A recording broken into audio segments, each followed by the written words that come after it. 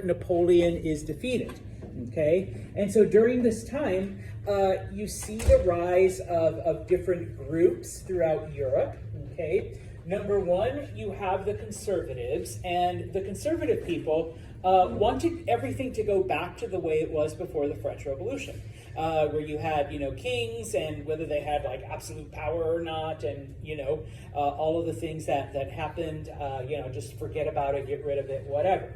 Okay, you had liberals who were like, well, some of those changes were actually pretty good. Maybe the revolution got a little bloody, so okay, let's kind of like, try not to cut people's heads off anymore. But a lot of the things that Napoleon did, like, revised taxes, free education, the legal code, like all of these other things, those are actually good. So, we should probably keep some of those around. All right, and even though conservatives and liberals were kind of like disagreeing about stuff, they do end up, and I'm going to put a plus there, coming together and uniting because we see the rise of different radical groups. And now these radical groups, of course, all had different agendas. We talked about the nationalism, how people, because you had France and you had England and you had Spain where, French are together and English are together and Spanish are together. Well, what about the Germans who were like, 100 different kingdoms, or the Italians that were like, 10 different kingdoms, and you also have like Czechs and Poles and Hungarians and all these other groups that don't have their own country. And so it's like, well, shouldn't people that speak the same language and have the same history and have the same culture, shouldn't they all be countries? Okay, and then another radical movement was socialism, which because of industrialization, because of the advent of like factories and stuff like that, remember the factory owners are getting super, super wealthy. The workers are not seeing, any of that. They're working long hours in dangerous conditions, and basically all of the skilled labor has turned into a monotonous daily routine. So, that's not a good thing. All right. We finished off talking about some of the socialist utopian movements. All right. How people try to, kind of go against that using socialism. All right. We now look at Marxism and or communism, which is, at its most basic definition, it's a more extreme version of socialism. Okay, some people say, well, it's socialism, but with like murder and military and, military. But it is, in a sense, a much more, like I said, a more extreme version of socialism. Okay, now it's actually the product of two people, even though Karl Marx gets most of the credit for this. All right, who was Marx? He was an educated person. He was German. He had a really good education, all right? And he was predominantly a newspaper writer. He was a journalist. And he took these ideas of socialism, and one of the last things we talked about last time was that guy Fourier and how he created utopian communities. He also took ideas from him saying that, you know what? Fourier had a point where labor was divided amongst everyone. Nobody had like one specific skill. Everybody did different things, okay? So that everybody was equal. And so in this case, he kind of took those ideas and said, we need to apply that, but on a larger scale, okay? And in this case, his journalistic career, he would cover like economic news and economic policies. So he was able to see, exactly how the typical working person was, being hurt by industrialization. All right. Now, I put there just as a fun fact. We know that The Wealth of Nations, this book by Adam Smith, that is where capitalism basically gets its roots. But Adam Smith never called it capitalism, and you will never see the word capitalism in The Wealth of Nations. That was actually Karl Marx who called it that. All right, and it comes from his essay called Das Kapital. All right, so we get the name capitalism from it. All right. The other guy who came up with some of this stuff was a man named Friedrich Engels. All right, Engels was also German, but his family lived in England, and his dad owned a factory. Okay, so he actually came from the privileged, wealthy class. All right, and it just so happens that one day he happens to go to Dad's factory, bring your son to work day type of thing, and he sees the conditions of the workers, and he's just like, I can't believe that all of our family money comes from the fact that we're like hurting these people and not torturing them, but basically exploiting their labor. That's why I get a very comfortable life, because poor Angelina has to work 12 hours a day in horrible conditions and only makes like 10 cents. Just so that my dad could have like millions of dollars. And to him, he saw that as like wrong.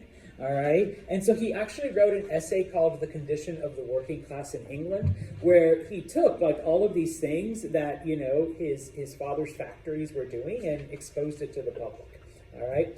Karl Marx read it, and basically he's like, hey, you know what? I bet together we can do something. Something that goes further than just regular socialism, okay? And so they actually came up with an idea. They referred to it as scientific socialism, all right? But it's the basis of communism, all right? What is it, okay? Well, number one, okay? Unlike socialists who were just worried about, humanity becoming, just a bunch of drones and the suffering of humanity and whatever. Karl Marx and Engels basically came up with this idea that there has always been this struggle, that history is basically a struggle between the producers and the consumers, okay? I'm sorry, they called them exploiters. All right, and so it's called the materialistic theory of history, that basically there's always been things. People want things, other people provide those things, okay? And throughout history, humanity has not been afraid to take advantage of other humans, all right, to acquire more and more things. Whether it was land, whether it was in caveman days, I have the most caves, and later on as history progressed, you have like a bigger house, or you have the most slaves, or you have the most gold, okay? And so in this case, all right, humans, they're always creating stuff, okay? And because of that, society is divided into two groups. The people who actually make things, the people who actually work and create, and the people who exploit them, okay? And use them to get rich, okay? Because he says, you know what? Angelina works with her hands and makes the most beautiful baskets you will ever imagine, all right? And Liz also works with her hands, and she makes the most beautiful art that you will ever see. And Patrick works with his hands, and he is the most skilled carpenter I have ever seen, and his wood stuff is amazing. But then you have Emily, who is just trying to figure out a way, how can I screw over Patrick, get him to make all of this wood stuff for me? I will sell it to people at an exaggerated price and only give him pennies. Okay? And of course, Mercedes says, how can I take Liz's art and sell it to people at an overinflated price where I get to keep the profit and only give Liz, pennies for the art she created? Okay? Now, throughout history, okay, this has been the case, starting all the way back in caveman days until today. And when the producers get tired of being exploited, that's when we see change. That's when we see revolution. That's when we see people rise up. Okay? Capitalism is just the latest version of that, but it's also the worst. Okay? Because yeah, maybe in the olden days, Angelina, Angelina is making baskets, and Cindy is taking advantage of that and making money off of her back, but it's just baskets. Okay, but now Angelina has to work 12 hours a day in a factory. She's locked indoors. She's away from her family. All she does is like slot A into hole B. She never sees her family. Oh, and she's being exposed to toxic chemicals. And, this is physically demanding labor. So, physically, she could get hurt and end up with like arthritis and hunched over back when she's older. And so, yeah, this is actually the worst kind you can see. All right. Because of that, at some point, and he referred to the workers as the proletarians or the proletariat.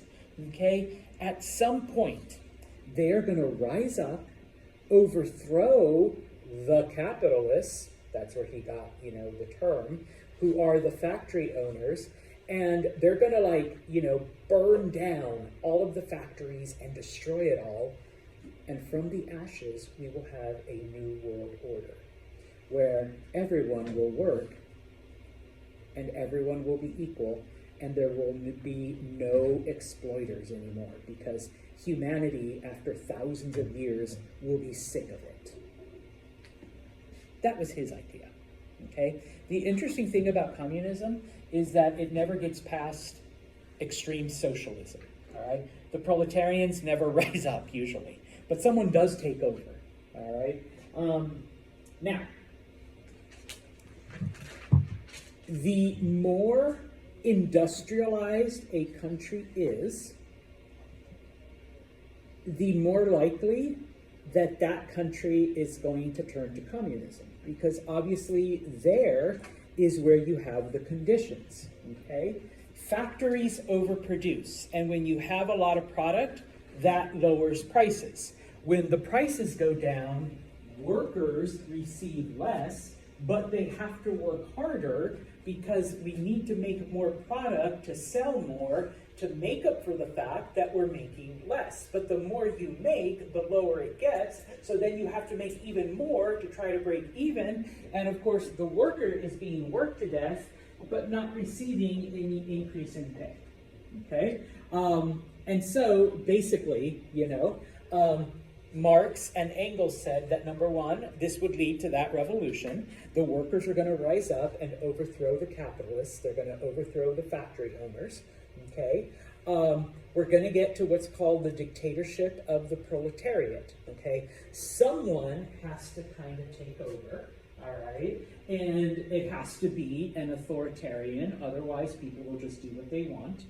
Okay? But number one, private property will go away, because that's what started this. If everyone is equal and everyone owns everything collectively together, okay, then yes, there will be economic equality for everyone. All right? That's the theory. Okay? Just to kind of take it as an aside, wherever you've seen communism, like the Soviet Union or China or Vietnam or a couple other places, it never gets past this. Okay? There's no end to property. There's no economic equality. Okay? It always gets stuck at the dictatorship of the proletariat. And I've spent time in Vietnam, and I've met people who, I'm of the age where the Soviet Union still existed, so I've met people that went through that. And, there's always a fun saying that everybody was equal, except that some people were more equal than others. Okay? So there was still that human element. All right? But that's the theory. Okay? Which is also why the fact that it happened in places like China and Russia that weren't industrial, because we've looked at the thing how Russia was so far behind and China basically ignored the outside world. That went totally against Karl Marx and Engels, because they thought it would be places like Britain and the United States and Germany that would turn communist, because that's where the factories were. That's where the workers were being exploited. Okay, not in Russia or China. All right, so just a little fun thing.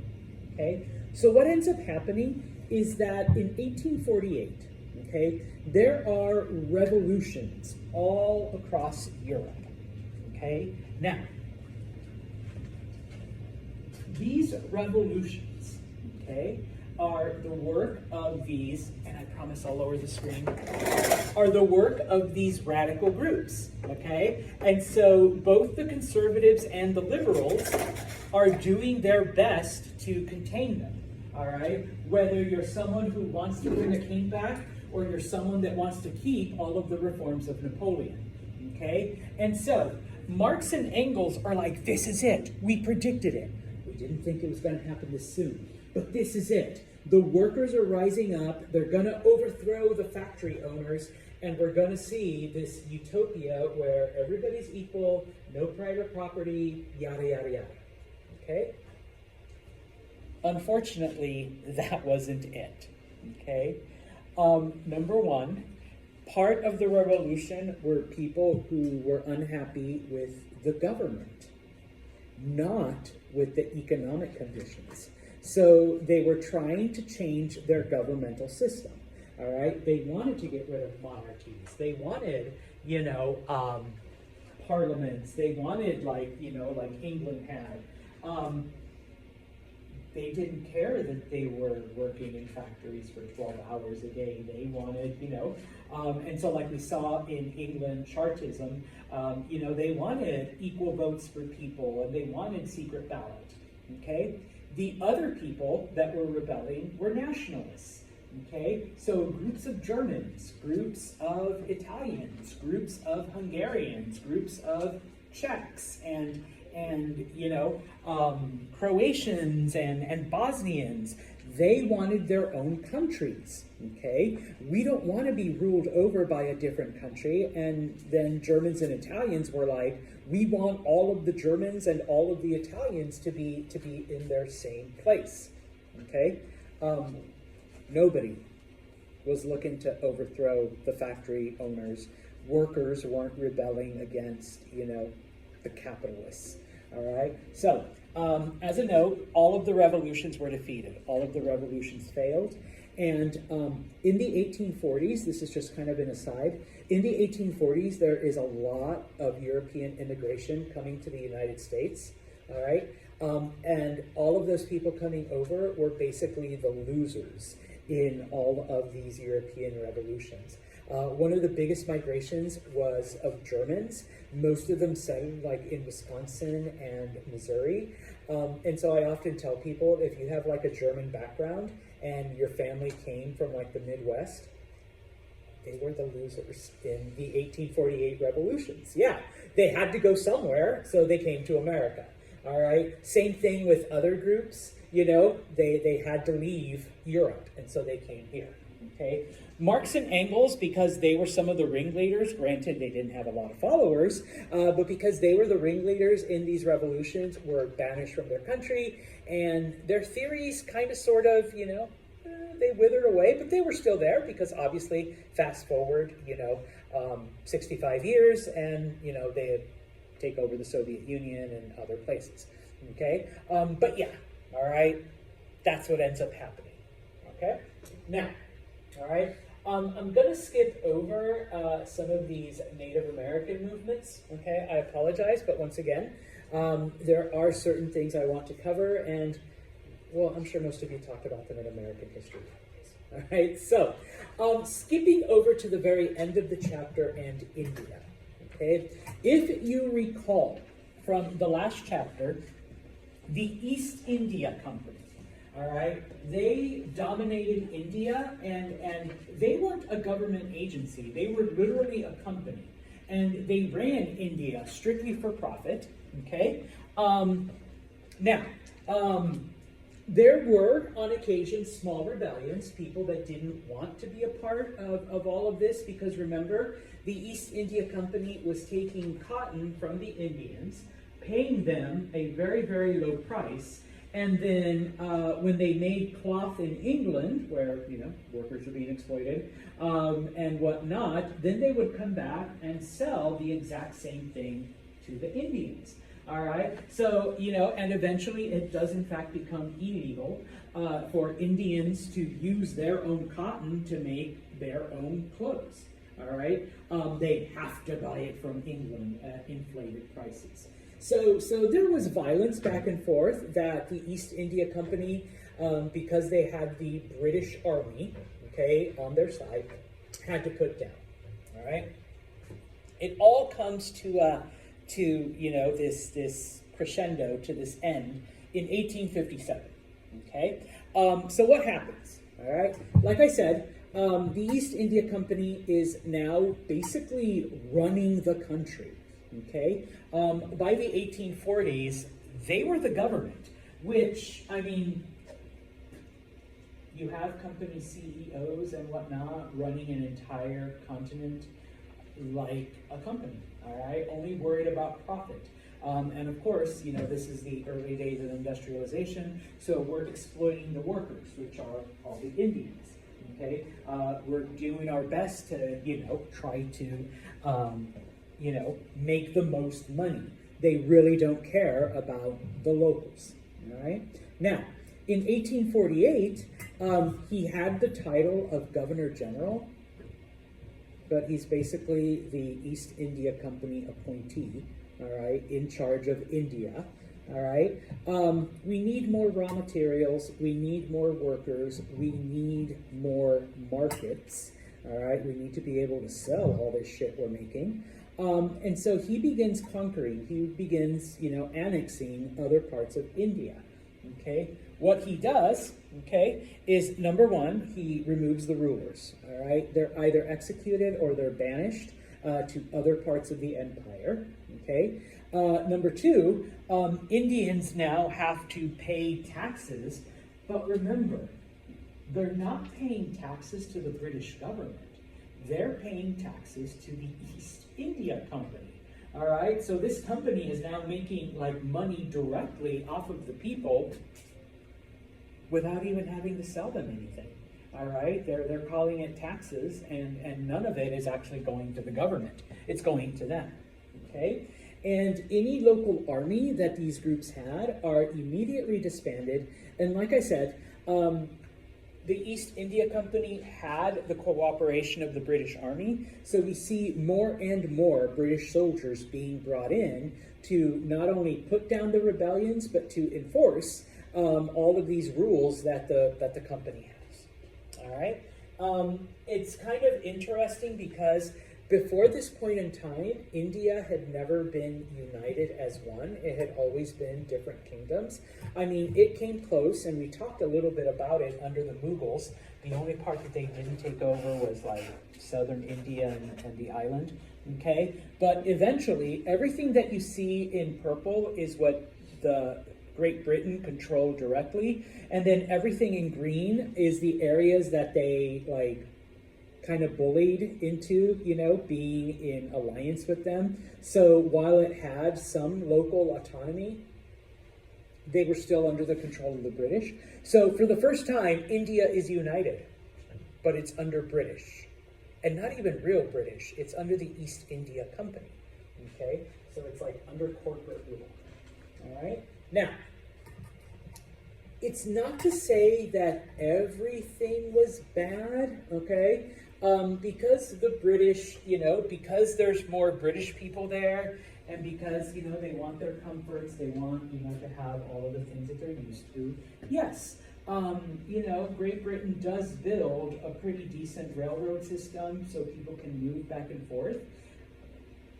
Of course, they really build it so that their product can be moved back and forth. But if it benefits some of the people, then that's good too. They do install telegraph, but once again, they don't do it to benefit the Indian people. They do it so that company business could be done a lot quicker, a lot more efficiently, so we could keep in touch. Same thing with postal service.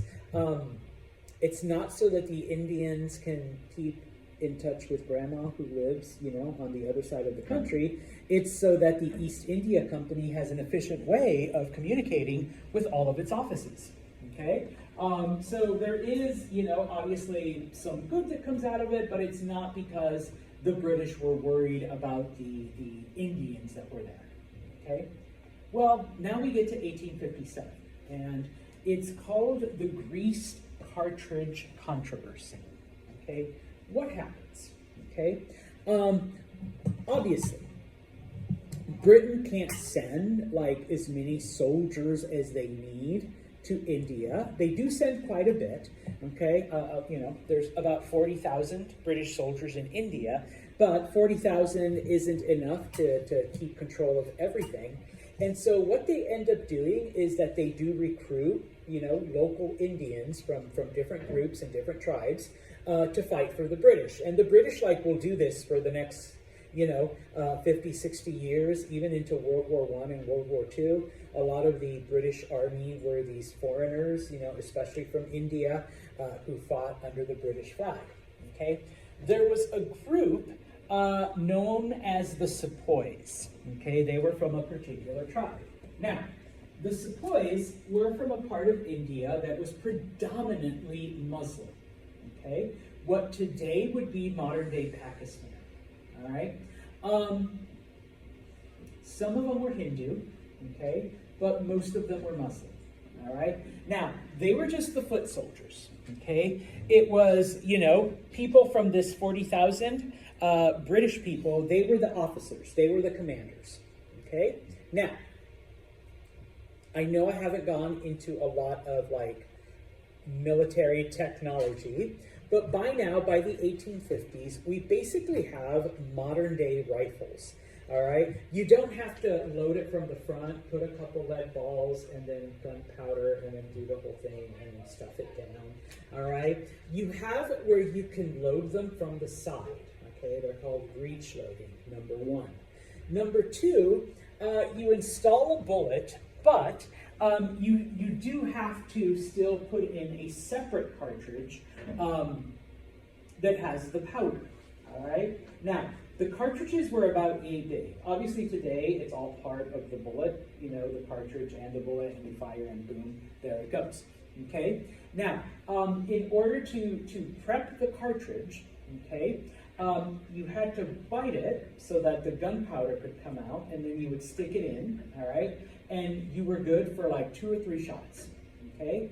In order to keep the cartridge, because they had to carry it in their pouches, in order to keep it from getting wet, in order to keep it from getting damaged, they used linseed oil and beeswax to keep it safe.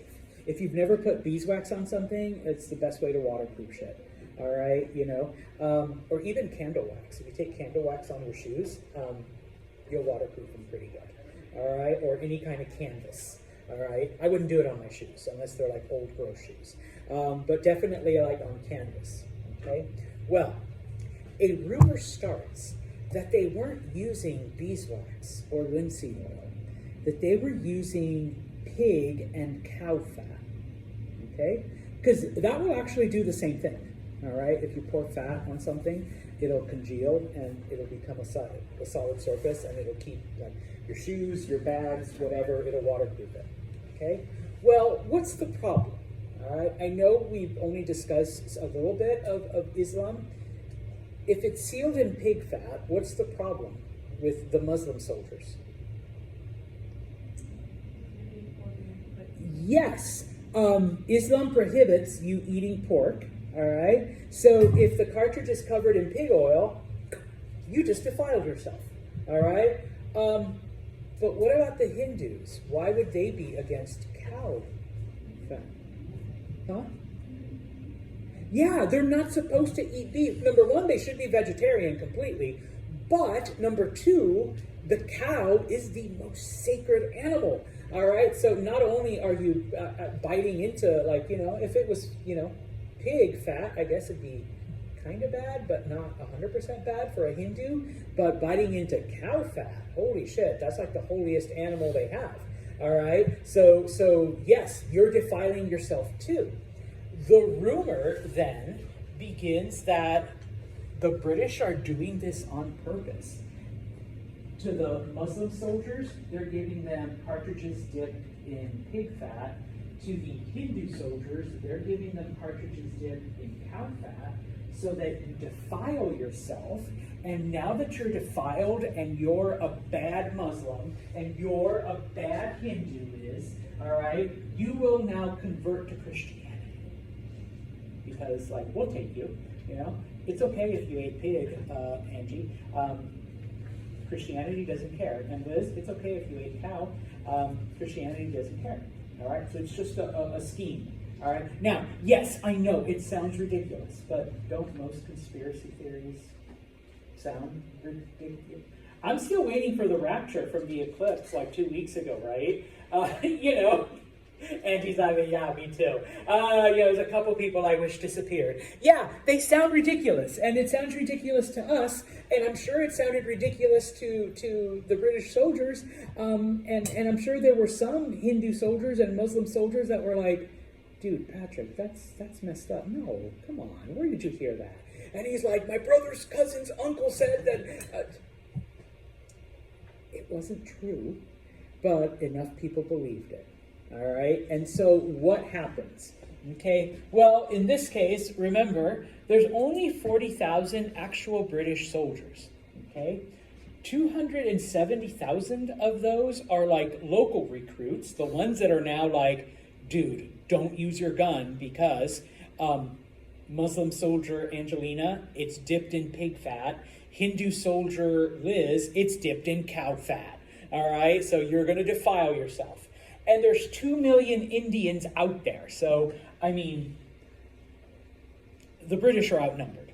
Okay, what happens? Okay, in 1857, on May 10th, at the barracks in Meerut, you don't need to remember that, the soldiers rebel. They're like, no, we are not going to use these pig-dipped, cow-dipped cartridges, all right? We'll, like, throw rocks at you if we have to, okay? So it starts with the soldiers, okay?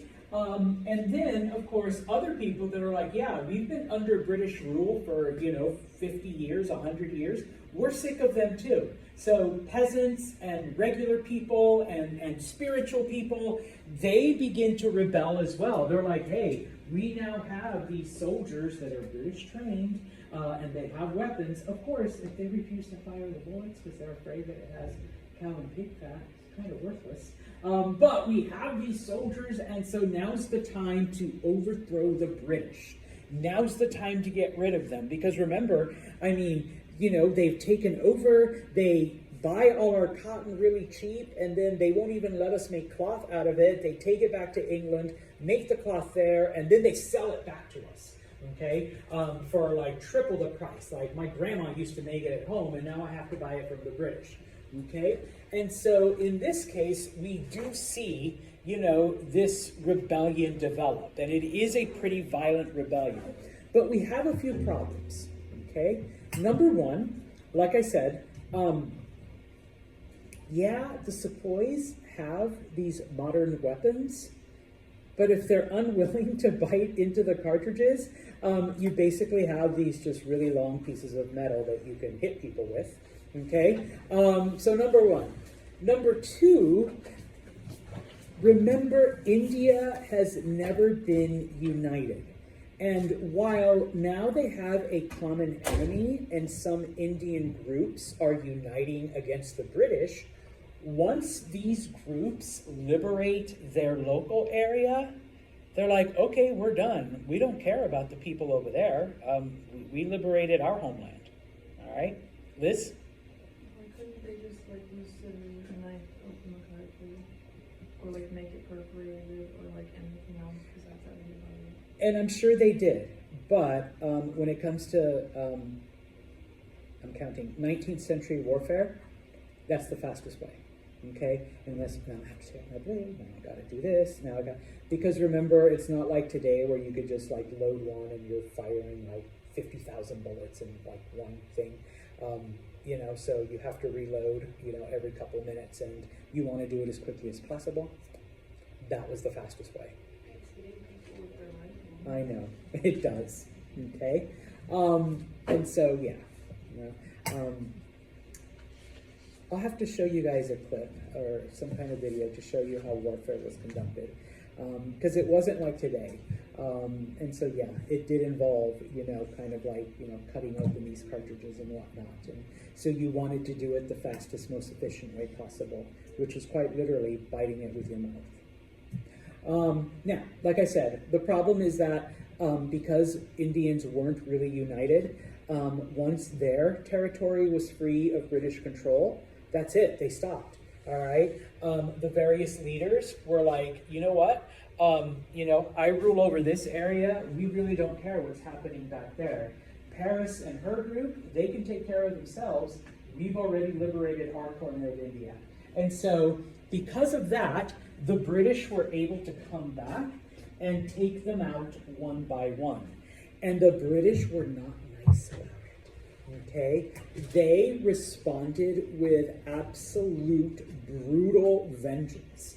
Okay, they burnt down villages. Okay, and I know you guys already think I'm sick. They would draw and quarter people. You take 4 horses, you tie each limb, and off you go. I know, yes. All right, that was one of the British favorite things to do. Some of the other things that they did, they would tie people to the cannons and then fire them. So, like, guts when exploding and body parts, would fly into different areas. And because by now, okay, the different Indian groups have kind of broken off from each other because, hey, I got my land back, Patrick can worry about his people over there. The British were able to pick them off one by one individually instead of united. The emperor manages to, bless you, escape to Burma, okay, but everybody else is either captured and then sent to jail, tortured, or just downright, murdered, right? And so by July of 1858, so it takes about a year, this rebellion lasts a year, the British are able to establish control. By this point in time, all right, news has gotten back to Queen Victoria, okay? And she is shocked to hear about the brutality and what the British were doing. And, like I said, obviously the conspiracy theory was false. And so she's like, so because, they had a problem with firing these bullets, you couldn't just reassure them that, no, or let them watch you dip them in beeswax, so that they knew that they weren't being, fed some kind of animal fat. You had to go and completely brutalize this country. And so what happens is, number one, Parliament basically abolishes the East India Company. They're like, nope, we're taking away your business charter, we're breaking you up. You no longer exist as a company. Okay, number one. Number two, because Queen Victoria obviously is the queen, this becomes like her personal property almost, under her control. Yes, this is her main job, okay? But in this case, Queen Victoria appoints a governor, someone that answers to her and answers to Parliament, okay? And of course, as the queen, she basically issues a proclamation saying, one of the few times where it's like, yeah, maybe we shouldn't have done that, and so from now on we promise that we'll be nice and there'll be equality and yada, yada, yada, which, I mean, was nice in words, but the British were pretty brutal, even years after, okay? Especially when they tried to become independent in the 1940s. But at least, they weren't being drawn and quartered and exploded with cannons, and, massacred and whatnot. I mean, they were still pretty bad, all right? But, because of Queen Victoria's influence, they tried to be a little nicer, okay? And so, yeah. All right. On Friday, I just want to talk about the creation of Germany and Italy. All right. And with that, it'll basically end our semester. Okay. I mean, Monday we'll review. Wednesday you'll have your test. All right, guys. Enjoy the weather. Doesn't look nice, but try to enjoy it. Oh, and just FYI, I decided to wear my feathered serpent shirt. Okay, yes, all right. worship the feathered serpent. Oh, no, wait, I shouldn't say that. I'm not supposed to promote religion. Never mind.